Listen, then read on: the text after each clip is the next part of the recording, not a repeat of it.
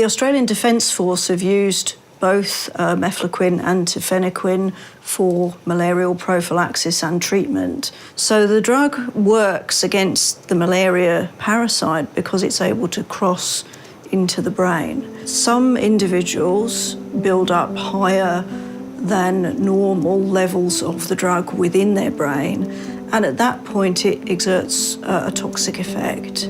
The theories are that it actually causes the death of brain cells, and we have quite a lot of scientific evidence to prove that. I deployed to Bougainville in Papua New Guinea in 1999. At the end of that deployment, we were involved in a clinical trial. I had no reason not to trust, a senior doctor from the Defence Force who was telling us about the benefits of taking this drug.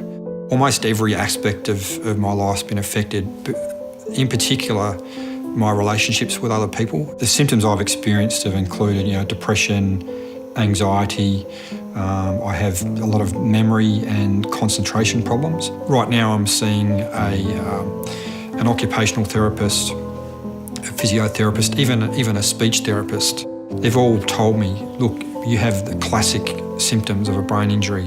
Michael went into the ADF at 19. He did a couple of deployments of East Timor back in 1999. I first noticed probably 2 years into our relationship that there was something wrong with Michael.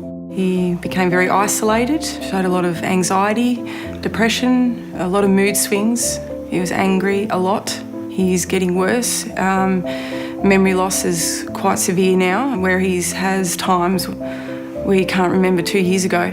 It's hard because I know that in a couple of years I might forget the kids' names.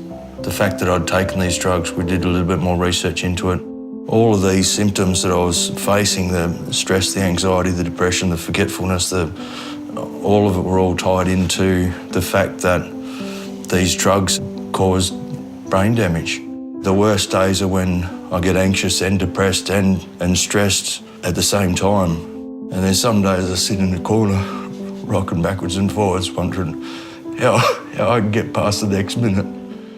I joined the Army in 1993. When I returned from an overseas deployment in December 2000, I quickly came down with malaria. I was treated with coliquin and primaquine.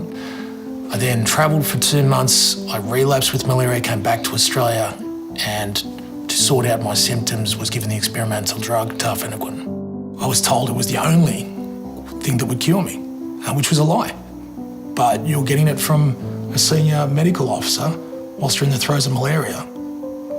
You're going to take it at face value. At the end of the tefenoquine, I started feeling anxiety to a severe level that I'd never experienced, not even on operations when I thought I was going into combat. That then in turn made me depressed, or I felt a level of depression I'd never experienced, where I wouldn't want to leave my apartment. My family started to distance themselves from me because I became very abrasive with them. I went to funerals of relatives and wouldn't feel anything. And there was a good 15-year period where I experienced numerous medical problems that I couldn't quite put my finger on. Prior to deploying to East Timor, I was given tefloquine. There was signing of paperwork when we were doing all the testing and everything, but no one stopped and read the paperwork. There's 100 people behind you. It was a matter of signing it, get in and get out. And you don't want to let anyone down, especially your mates. So you all just take what you're told you're going to take, and so you can continue on and do your actual job. So over the past 15 years, Aaron's treatments have included 20 hospital admissions, seeing 20 different psychiatrists, 15 different doctors, 10 different counsellors, admitted into various psych wards. He's been on a heap of medication. At one stage, he was taking up to 28 tablets a day. I've tried the TMS, magnetic stimulation. That didn't work. I had 20 treatments of that. I've had the electrode shock therapy, 18 treatments of that. I think we need to look at the links of mefloquine and tefenoquine to ABI, which is an acquired brain injury. There are people who've fought for this country and other countries who have been severely let down by their government and by the medical system that's meant to be supporting them. The veterans who've been exposed to mefloquine and tefenoquine deserve a better future.